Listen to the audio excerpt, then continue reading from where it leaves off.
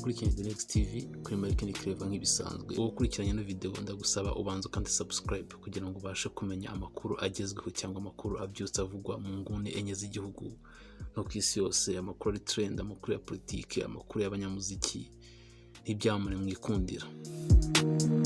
Inkuru yari imaze iminsi trendinga ya channel hagati ya Vestina na Dorcas, ikibazo cya M.irene na mama w'abahanzi babiri Vestina na Dorcas yongeye kugaruka mu yindi sura nshya, aho inkuru rwose mu minsi ishize yari yaribasiye amapaje ya mbere ku binyamakuru ariyo izibanza. Channel yarabaye channel ahantu hose, ikintu ari cyose ari channel, ariko ubu ngubu igarutse mu yindi sura, igarutse bamwe bajya imbere y'ubushinjacyaha. Inkuru kiteye ngiyo mu kugiye gukurikirana kuri The Next TV, ndabanza kugusaba gukanda subscribe, ukande n'akazogera kari iruhande hejuru yaho, kanda hano handitse kugira ngo ujye nimero ya mbere mu kubona amakuru ko tuyashyizeho. Kuri ubu ngubu urwego rw'ubugenzacyaha RIB rukaba arirwo rwageze mu kibazo cya Vestina na Dorcas cyatumye havugwa amakimbirane hagati y'abanyamakuru babiri cyangwa abagabo babiri, hagati ya hano abagabo bamwe n'umusore ubita Karangwa Jean Michel uzwi nka Mike Karangwa, hagati no bita Murwanda uzwi nka M.irene. Kuva kwa 7 Nyakanga n'umwaka turimo mu ruhando rw'imyidagaduro, inkuru yari imwe gusa, inkuru iri kuvugwa hagati y'abahanzi babiri Vestina na Dorcas, ugashyira ikibazo cya M.irene. Abahanzi nakubwira ko ari abana babiri b'abakobwa barimba indirimbo za gospel, ngo bakaba bafite indirimbo 3 bamaze gusohora, bakaba bafite umujyanama mu muziki wabo witwa Murwanda Mukarere, akaba ari wa managinga. M.irene agize ashyira itangazo hanze ryerekana ko yamaze gutandukana n'abana, biravugwa biracicikana, agira icyo atambutsa ku rubuga rwe rwa YouTube avuga ukuntu yatandukanye n'abana, avuga ko hari abantu babijemo, avuga ko hari abantu bamuvangiye, avuga ko hari amakuru bagiye bahawe ababyeyi b'aba bana babashinja yuko M.irene yabarya amafaranga menshi.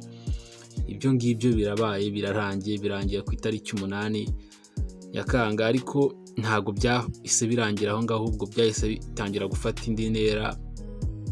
Ibyamamare hano mu gihugu cyacu byinjiramo, muherutse kubona aka video ka Aline Gahongayire ari guhema, hari no kumwazo bita Mike Karangwa amubwira ko ibibazo yivanzemo atari ubwa mbere yabigiyemo, kuko ngo no muri kaminuza y'Ibutare ngo Mike Karangwa hari umuntu wakundaga kwivanga mu bibazo, ariko siko mbizi ngewe, kuko Mike Karangwa amufata nk'umuntu uzwi cyane muri showbiz, kandi yari umuntu ufite itafari rinini cyane muri showbiz, kuko numwe mu bantu bagize uruhare rwabo mu kuzamura industry nyarwanda, hamwe no bita Arisudi n'abanyamakuru.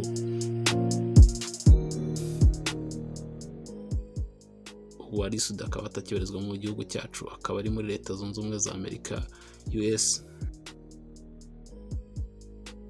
Ariko icyo cyo cyanzanye, reka mbabwire neza kuri iyi nkuru, mugira amakuru mumenyaho, mumenye uko bimeze, mumenye abo bantu batangiye gutabwa muri yombi cyangwa batangiye kugezwa imbere y'ubugenzacyaha.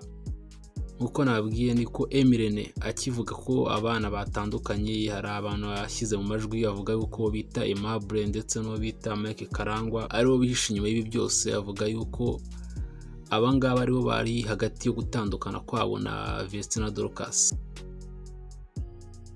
Kuva icyo gihe bita Mike Karangwa atangiye kurebana y'ingwe na M.irene, kugeza ubwo anatangaje yuko bitewe n'amagambo yamuvuzeho agomba kumujyana muri RIB. Nk'uko uyu munsi twabonye M.irene mbere y'ubugenzacyaha muri sitasiyo ya RIB iherereye mu gace ka Nyamirambo.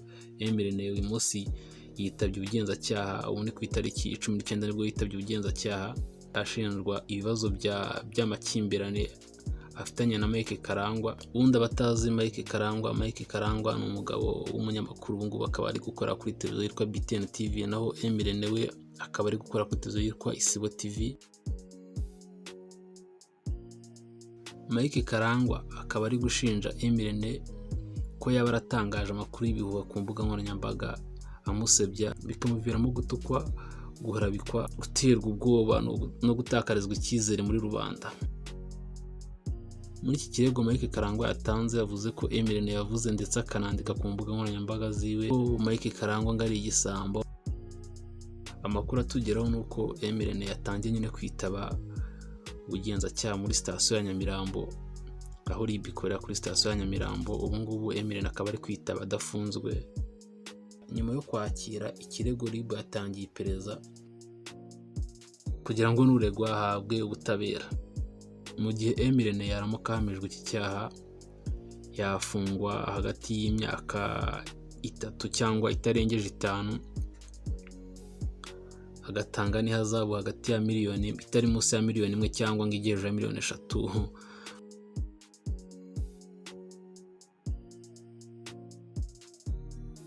Bamwe batangiye kwibaza niba ibintu nta kintu byakwangiza kuri Vestina, ko Vestina ari gukora ikizamini cya leta. Ashobora kumva inkuru akavuga sati uduhagarariye umuziki yongeye asubiye mu nkiko, noneho nta nubwo bikiri ibyo kuburana, ahubwo yageze muri RIB ugasanga bigize icyo bimubangamira gukora ikizamini.